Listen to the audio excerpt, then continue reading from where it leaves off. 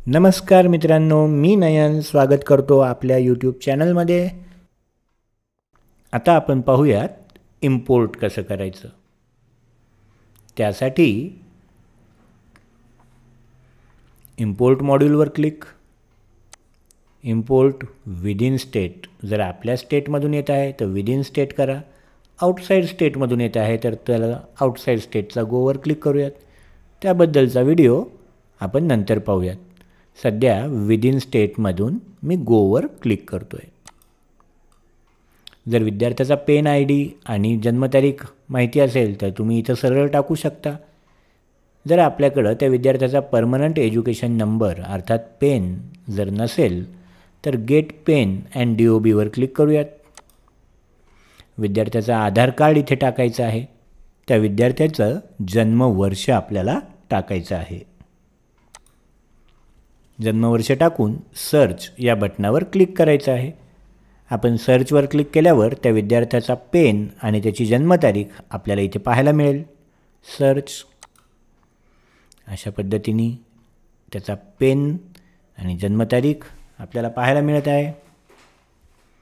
विद्यार्थ्याचा pen select करूयात, त्याला कॉपी करूयात Ctrl+C ने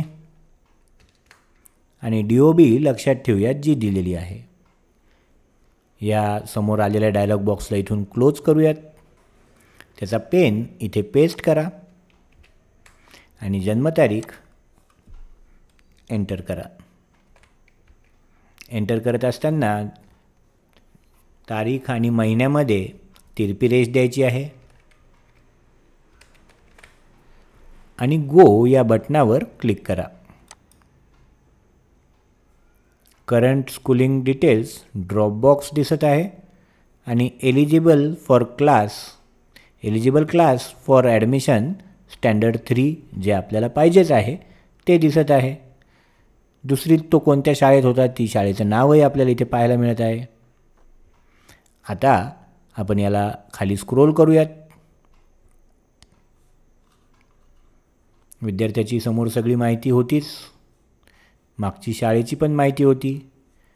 आता आपल्याकडे स्टँडर्ड 3 मध्ये त्याला कोणत्या सेक्शनमध्ये ॲडमिशन द्यायचं आहे ते सेक्शन निवडा।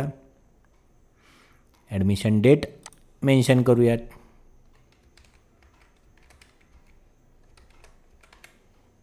आणि इम्पोर्ट या बटनावर क्लिक करूयात। विद्यार्थ्याचं नाव देता येते की या विद्यार्थ्यालाच तुम्हाला खरंच इम्पोर्ट करायचं आहे का, कन्फर्म। Student successfully imported. आपल्या शाळेच्या पटावर हा विद्यार्थी अशा पद्धतीने इम्पोर्ट झाला आहे।